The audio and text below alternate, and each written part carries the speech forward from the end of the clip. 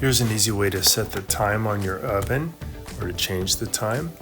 First thing is press the clock button and then enter the time digitally. Just put in the numbers. This is for 2:40, and then press start or clock and that'll log it in. So here it is again. You press clock, enter in the time that you want, and then press clock or start and that'll log it in. It's that easy. Just takes about a minute to do it. Hopefully this will help you.